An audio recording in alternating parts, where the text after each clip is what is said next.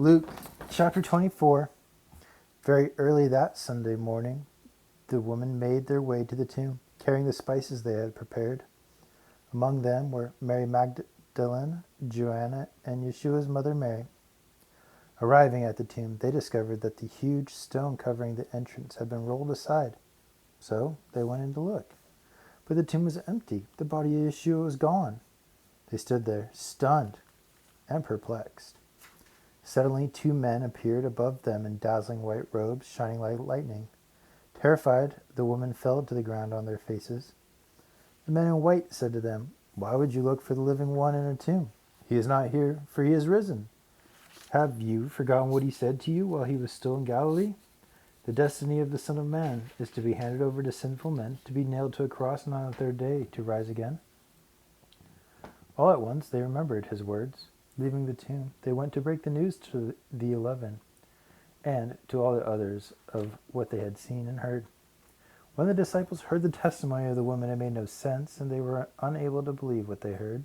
But Peter jumped up and ran the entire distance to the tomb to see for himself. Stooping down, he looked inside and discovered it was empty. There was only the linen sheet lying there. Staggered by this, he walked away, wondering what it meant.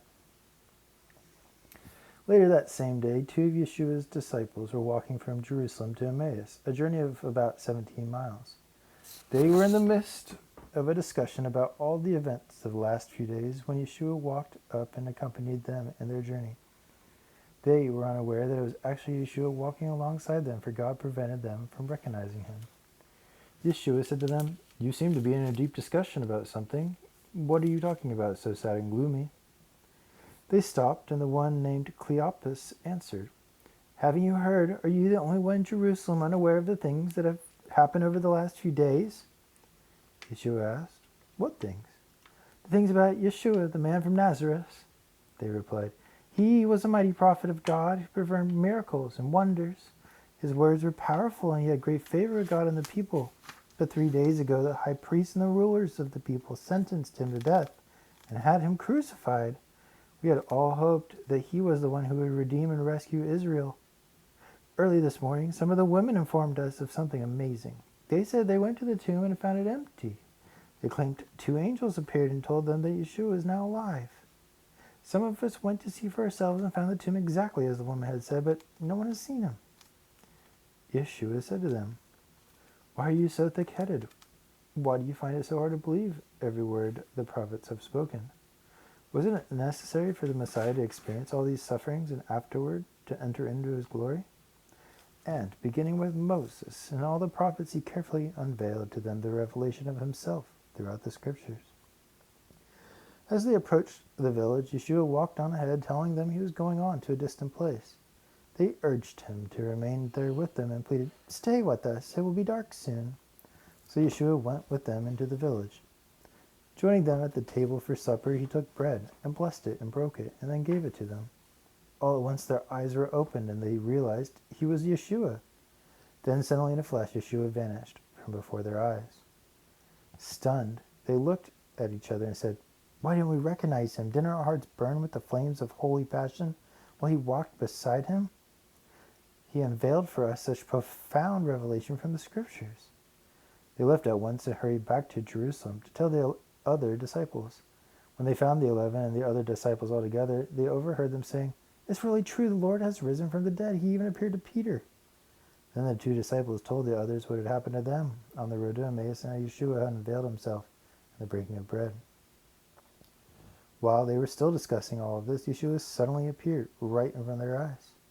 Startled and terrified, the disciples were convinced they were seeing a ghost. Standing there among them, he said, "Be at peace. I am the living God. Don't be afraid. Why are you so frightened? Don't let doubt enter into your hearts. See my pierced hands and feet. See for yourselves that it is I standing here alive. Touch me and know that my wounds are real. A spirit does not have a body of flesh and bone, as you see that I have." Then he showed them his pierced hands and feet and let them touch his wounds. The disciples were ecstatic yet dumbfounded, unable to fully comprehend it. Knowing that they were still wondering if he was real, Yeshua said, "Here, let me show you. Give me something to eat." They handed him a piece of broiled fish and some honeycomb, and they watched him eat. Then he said to them, Don't you remember the words that I spoke to you when I was still with you?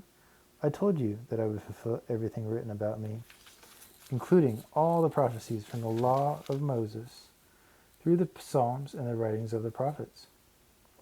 He supernaturally unlocked their understanding to receive the revelation of the Scriptures and said to them, "Everything that has happened fulfills what the Scriptures prophesied of me. The Messiah was destined to suffer and rise from the dead on the third day. Now you must go into all the nations and preach repentance and forgiveness of sins, so that they will turn to me. Start right here in Jerusalem, for you are my witnesses and have seen for yourselves all that has transpired. I will send the fulfillment of the Father's promise to you, so stay here in the city until you are clothed with the mighty power of heaven." Yeshua led his disciples out to Bethany. He lifted his hands over them and blessed them in his love. While he was still speaking words of love and blessing, he floated off the ground into the sky, ascending into heaven before their very eyes. And all they could do was worship him. Overwhelmed and ecstatic with joy, they made their way back to Jerusalem. Every day they went to the temple to praise and worship God.